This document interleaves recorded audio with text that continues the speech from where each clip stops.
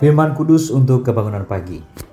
Berdirilah atas Kristus yang al-muhid, yang dilambangkan oleh negeri yang baik, bagi pembangunan gereja sebagai tubuh Kristus, bagi realitas dan manifestasi kerajaan, dan bagi mempelai perempuan untuk mempersiapkan diri bagi kedatangan Tuhan minggu kedua.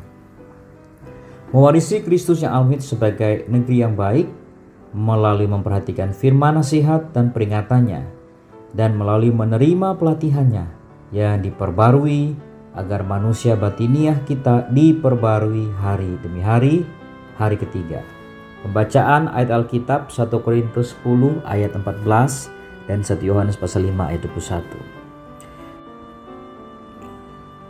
1 Korintus pasal 10 ayat 14 mengatakan, "Karena itu saudara-saudaraku yang kekasih, jauhilah penyembahan berhala.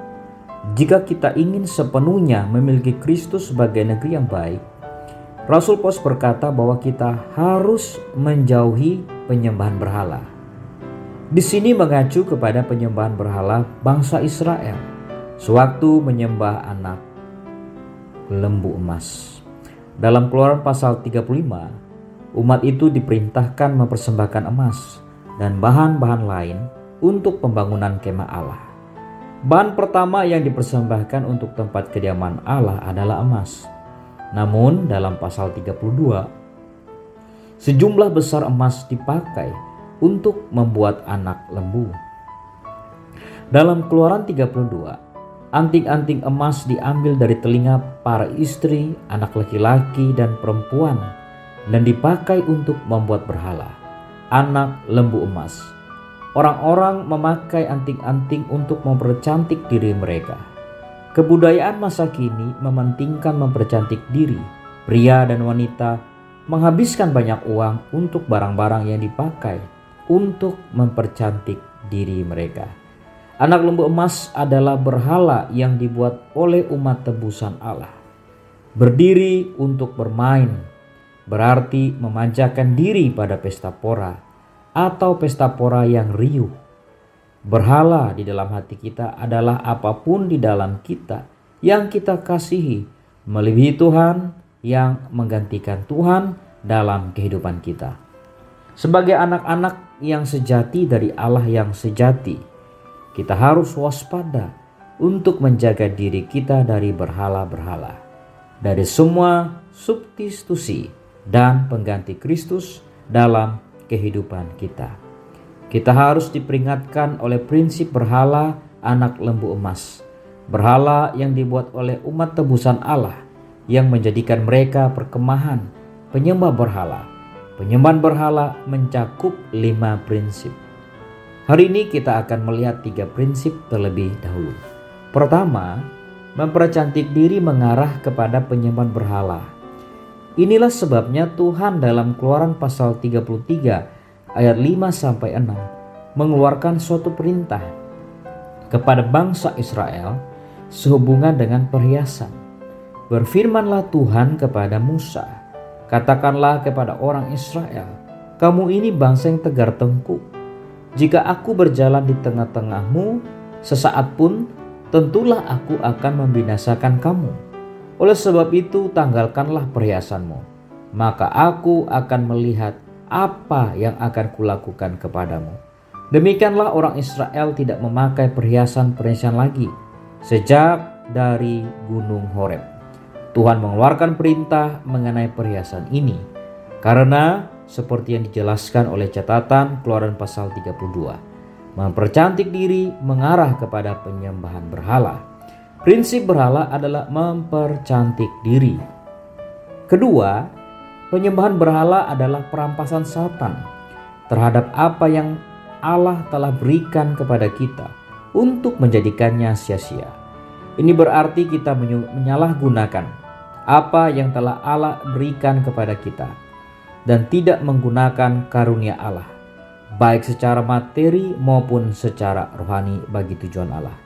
Emas yang diberikan kepada bangsa Israel oleh Allah melalui orang-orang Mesir sebelum keluarnya mereka dari Mesir adalah untuk digunakan bagi pembangunan tabernakel. Namun sebelum emas itu bisa digunakan bagi tujuan Allah, emas itu dirampas oleh Satan dan digunakan oleh umat Allah untuk membuat berhala. Ketiga, penyembahan berhala adalah menyembah hal-hal yang kita nikmati. Menyembah kesenangan dan hiburan. Benar, kita memiliki kenikmatan akan Tuhan.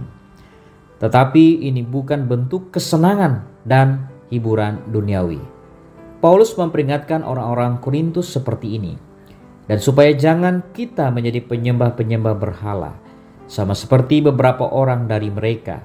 Seperti ada tertulis, duduklah bangsa itu untuk makan dan minum, kemudian bangunlah mereka dan bersukaria. C.A. Coutts berkata bahwa mereka bersenang-senang pada hari Minggu. Banyak orang hanya memperhatikan makan, minum, dan bersenang-senang.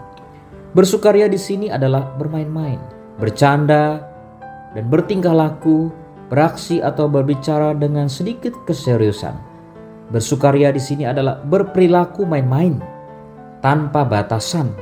Ini adalah terlibat dalam kegembiraan, yaitu kesenangan yang penuh semangat. Dalam 1 Yohanes pasal 5 ayat 21 mengatakan, anak-anakku waspadalah terhadap segala berhala. Menurut Keluaran 33 ayat 18, Musa mendengar suara nyanyian, dan menurut ayat 19, ia melihat anak lembu dan melihat orang menari-nari. Semuanya terjadi di depan anak lembu emas. Gambar ini di sini menunjukkan bahwa anak lembu itu melambangkan kenikmatan, dan bangsa Israel menyembah apa yang mereka nikmati. Ini menjadi peringatan bagi kita. Perhatikanlah keadaan di antara orang Kristen hari ini mengenai keinginan atau kesenangan. Sulit untuk menemukan apa yang dinamakan pelayanan gereja tanpa hiburan. Berbagai bentuk hiburan dipakai untuk menarik orang. Kalau tidak ada hiburan di satu tempat, orang-orang tidak akan mau pergi ke sana. Mereka ingin pergi ke tempat mereka mendapatkan hiburan. Banyak orang hari ini menyembah semacam anak lembu emas untuk hiburan mereka. Mari kita berdoa. Oh Tuhan Yesus, syukur atas terang firman-Mu. Segala kegagalan umat Allah menjadi peringatan akan kami. Jagalah kami ya Tuhan dari segala bentuk penyembahan berhala. Pimpin kami terus menjadikan Engkau sebagai sasaran satu-satunya dalam kehidupan kami. Amin. Demikian firman kudus bagi kebangunan pagi. Tuhan Yesus memberkati.